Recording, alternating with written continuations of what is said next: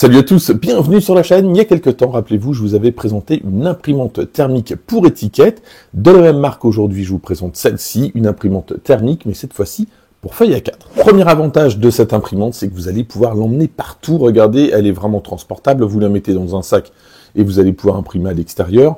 Deuxième avantage, c'est qu'elle n'a pas besoin d'encre. Alors ça, c'est un avantage et un inconvénient, puisque elle n'a pas besoin d'encre puisqu'elle est thermique, mais surtout, donc, vous allez devoir mettre du papier spécial qui est un petit peu plus cher, des rouleaux. Je vous mettrai tout ça dans la description si vous avez besoin de racheter du papier. Et puis, autre avantage de taille, c'est sa compatibilité. Elle est compatible Windows, Mac, iOS. Vous allez donc vous en servir en Bluetooth. Vous allez la relier à votre Mac avec un câble USB qui est fourni. Bref, elle est compatible avec tous les environnements. Dans la boîte, en plus de l'imprimante, vous allez retrouver ce câble-ci, un câble USB-C vers USB-A.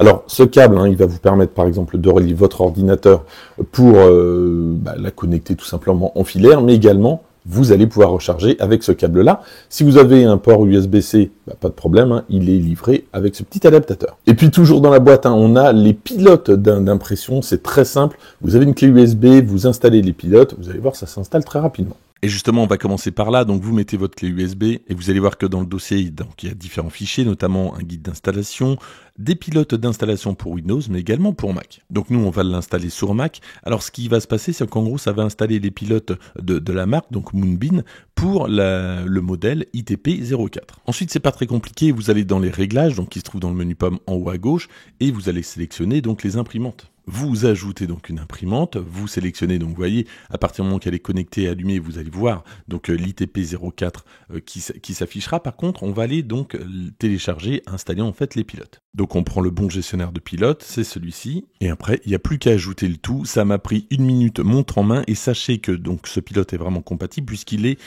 compatible avec la dernière version actuelle. Moi, je suis en 15.1.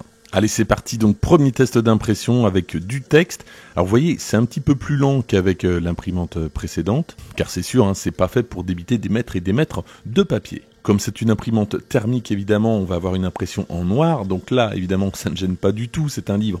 Donc c'est normal que ça soit comme ça. On fera un test tout à l'heure avec un dessin en couleur, on verra ce que ça donne. L'impression est maintenant donc terminée pour déchirer simplement. Voilà. Et donc on va regarder la qualité d'impression. Donc vous voyez que c'est quand même pas mal. C'est assez net. Je vais zoomer, voilà. Donc il n'y a pas de... ça bave pas. Si je mets le doigt... Voilà, donc là non plus, ça ne bave pas.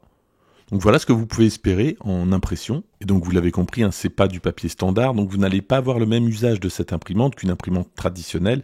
C'est plus pour du nomadisme. Et c'est vrai que cette marque se destine plutôt à des usages spécifiques, comme la précédente avec les étiquettes. C'était plutôt pour ceux qui imprimaient pas mal d'étiquettes Colissimo par exemple. Là, on a vraiment un usage donc spécifique. Alors pour cette première impression, c'était sur un Mac en USB, mais on peut également imprimer depuis l'iPhone en Bluetooth. Pour ça, on va télécharger l'application SharpFox sur l'App Store. Alors c'est une application différente, donc si vous aviez l'imprimante précédente, il faudra télécharger une seconde application. Donc allumez votre imprimante et elle va être détectée automatiquement, même si vous l'aviez déjà installée sur le Mac, ça a été mon cas.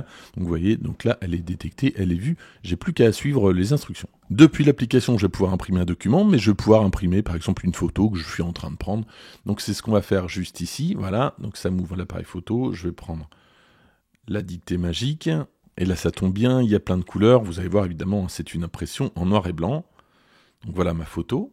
Ensuite j'ai plus qu'à appuyer sur print en bas à droite, ensuite ici, voilà, donc là ça a repéré mon imprimante, je la sélectionne, donc ça c'est bon, c'est parti, je confirme, donc là j'ai certains réglages, donc je peux choisir si j'imprime une image, c'est le cas donc je vais laisser comme ça, je peux changer la densité d'impression.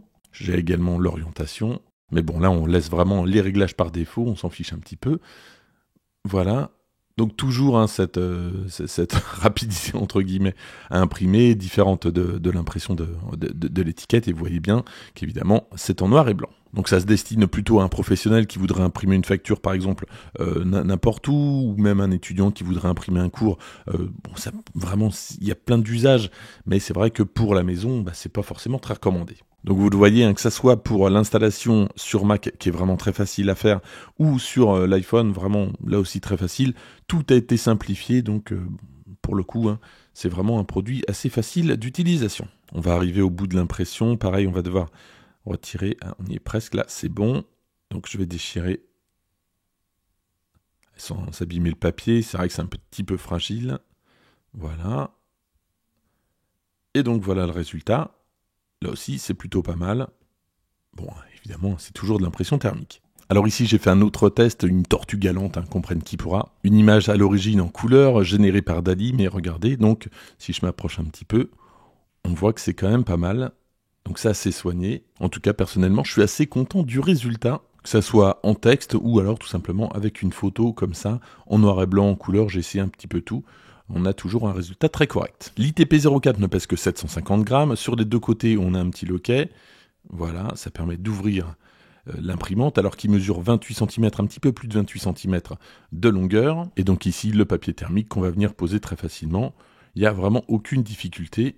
Et pour le replacer, on va venir le remettre comme ceci. Et plusieurs formats de papier sont compatibles. Regardez, on peut ajuster, voilà, cette partie-là, donc suivant la taille de votre rouleau. Donc on a une compatibilité 216 mm, 210 mm, 107 mm, 77 mm et même 57 mm.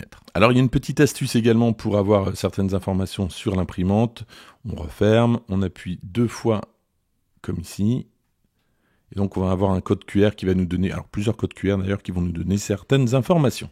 Voilà ce que je pouvais vous dire donc sur cette ITP04 de chez Moonbeam, une imprimante destinée donc au nomadisme, qui est très peu encombrante, vous allez donc pouvoir l'emmener partout dans votre sac à dos. Vous allez pouvoir également la laisser sur votre bureau, puisque en dessous, donc l'imprimante, on va retrouver 4 petits patins, voilà, juste ici, qui vont amortir le tout, donc c'est relativement stable. Voilà ce que je pouvais vous dire donc sur cette imprimante. Si le produit vous intéresse, je vous mets tous les liens dans la description. En attendant, n'hésitez pas à liker cette vidéo, à la partager, à vous abonner. Et moi, je vous dis à très bientôt pour d'autres tests.